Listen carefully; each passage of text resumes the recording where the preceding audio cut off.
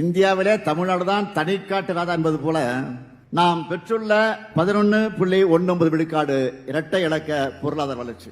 ஜிஎஸ்டிபியிலையும் தமிழ்நாடு தான் நம்பர் 1. ஒன்றிய அரசு தரவுகளின்படி இந்தியாவிலே அதிக வேலைவாய்ப்புகளை உருவாக்கின மாநிலமும் தமிழ்நாடு தான்.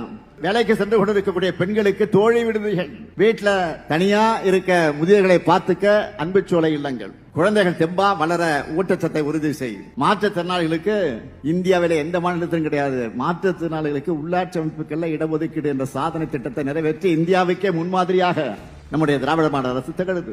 ஆதி திராவிட மக்கள் தொழில் முனைவாரா உயர ஆனால் அம்பேத்கர் தொழில் முன்னோடிகள் திட்டம் கள்ளக்குறிச்சி உட்பட அனைத்து மாவட்டங்களிலும் அதிக எண்ணிக்கையிலான இலவச வீட்டுமனை பட்டாக்களை வழங்கி நிலம் என்னும் அதிகாரத்தை எளிய மனிதர்களுக்கு கொடுத்திருக்கிறோம். இதெல்லாம் சொல்ல சொல்ல எனக்கு மூச்சு வாங்குது. ஆக மூச்சு வாங்க அளவுக்கு மேஜர் சாதனைகளை இவ்வளவோ செஞ்சுக்கிட்டு இருக்கிறோம். இதுல எதையாவது திராவிட மாடலுக்கு எதிரானவர்கள் கூட மறுத்து பேச முடியாது. நான் கேட்கிறேன், இதுல 5% ஆவது அதிமுக ஆட்சி காலத்தில் நடந்ததா? அவங்களால சொல்ல முடியுமா? இது என்னுடைய ஓபன் சேலஞ்ச். தைரியம் இருந்தா சொல்லுங்க, 5% சொல்லுங்க. 10 ஆண்டு அதிமுக ஆட்சியில பாழ் போன தமிழ்நாடு திராவிட மாடலுடைய 4 ஆண்டுல துள்ளி குதிச்சு இன்னைக்கு எழுந்திருக்கு.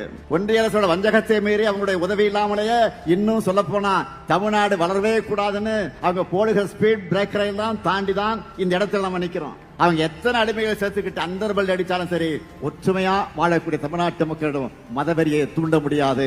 இந்த ஸ்டாலின் இருக்கிற வரைக்கும், எங்க திராவிட மாடல் அரசு இருக்கிற வரைக்கும் உங்களுடைய மதவெறி ஆட்டத்துக்கு இங்க இடம் கிடையாது. தமிழ்நாட்டு மக்கள் உங்களை ஓட்டுக்களால் விரட்டடிப்பாங்க. நீங்க என்ன பண்ணாலும் சரி, என்ன நாடகம் நடத்தினாலும் சரி, தமிழ்நாட்டில் உங்க வித்த வேலைக்காகாது, உங்க பாட்சா பலிக்காது.